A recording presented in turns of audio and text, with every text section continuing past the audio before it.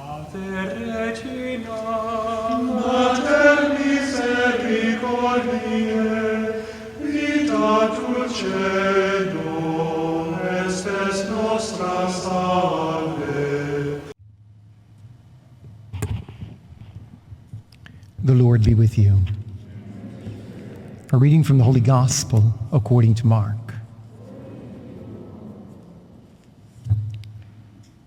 When Jesus had crossed again in the boat to the other side, a large crowd gathered around him, and he stayed close to the sea. One of the synagogue officials, named Jairus, came forward. Seeing him, he fell at his feet and pleaded earnestly with him, saying, "My daughter is at the point of death. Please come, lay your hands on her, that she may get well and live." He went off with him, and a large crowd followed him. There was a woman afflicted with hemorrhages for 12 years. She had suffered greatly at the hands of many doctors, and had spent all that she had. Yet she was not helped but only grew worse. She had heard about Jesus and came up behind him in the crowd and touched his cloak. She said, "If but I touch his cloak, I shall be cured." Immediately the flow of blood dried up. She felt in her body that she was healed of her affliction.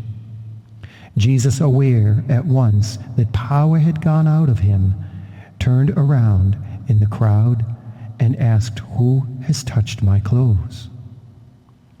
But his disciples said to him, "You see how the crowd is pressing on you, yet you ask, 'Who touched me?'"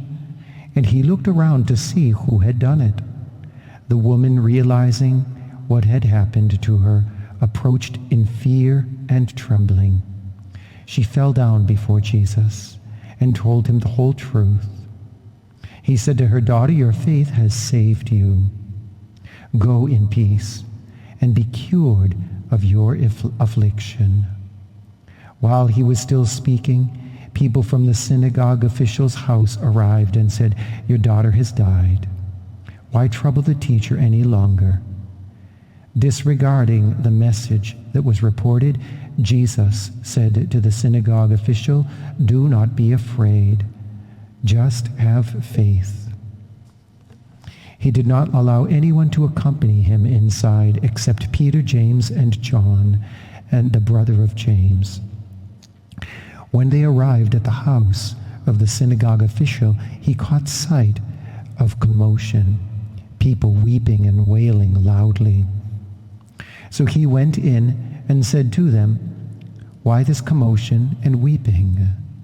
The child is not dead, but asleep." And they ridiculed him. Then he put them all out. He took along the child's father and mother and those who were with him, and entered the room where the child was. He took the child by the hand and said to her, "Talitha cum," which means, "Little girl, I say to you, arise." The girl, a child of 12, arose immediately and walked around. At that they were utterly astounded. He gave strict orders that no one should know of this, and said that she should be given something to eat. The Gospel of the Lord.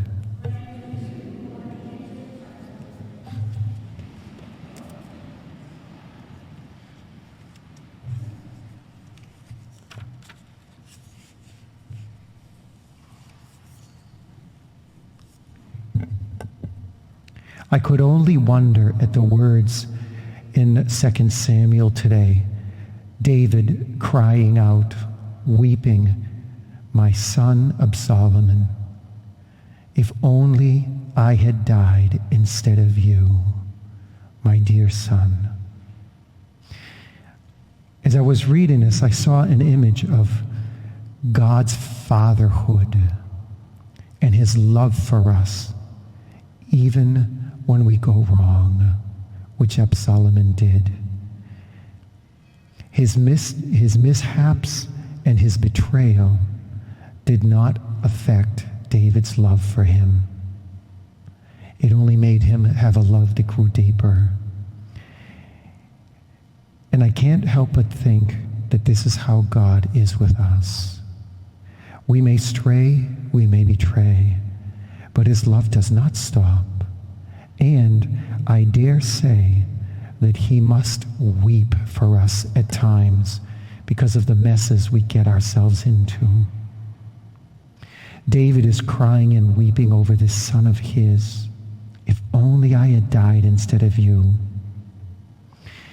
It's very interesting that you see in this picture also how David has grown through his life. He's been through many tribulations himself and offended God many times, and God forgave him. Why? Because although he had his issues, the Bible says that he was a man after God's heart. In other words, his heart and his mind had a desire to be with God and love God and be close to him, although he had his issues, which meant he was always open to seeking reconciliation with a father who could not say no to him. And then we come to Jairus, coming forward, another father seeking life for his daughter, a desire to see his child have life. He is storming heaven, and he falls at Jesus' feet pleading. What wins Jesus over is this man's unbelievable desire. Such a desire to have his child saved. Such a desire to go to Jesus himself, who's the only one who could care for this little child at this point of life. He falls at Jesus' feet pleading.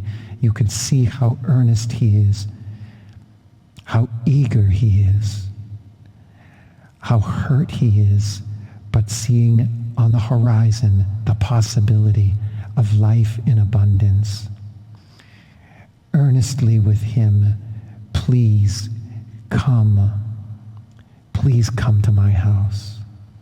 And on the way with Jesus, an afflicted woman, another person who has this zealous desire to seek healing, the zealous desire to reach out and touch Jesus, even to the point where she was frightened to do it, but she did, the hem of his garment.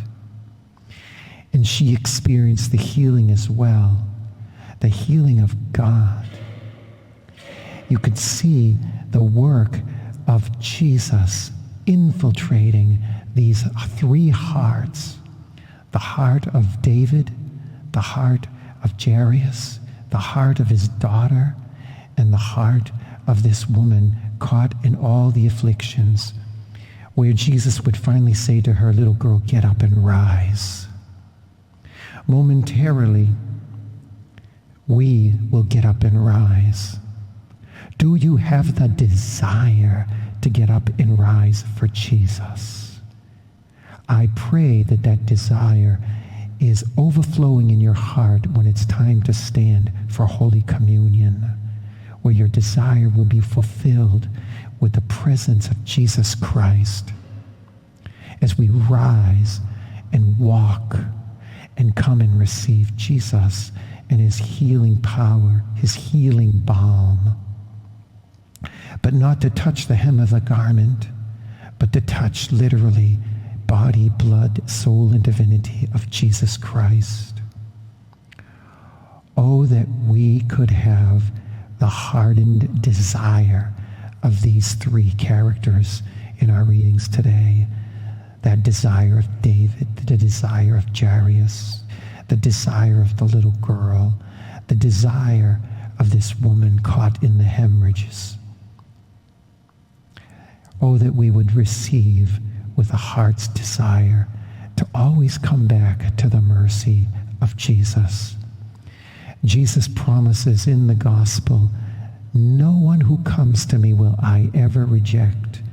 But the key that unlocks the door of his heart is when you step at the door of his heart and ask for him to be opening it to you. So rise and walk and touch Jesus.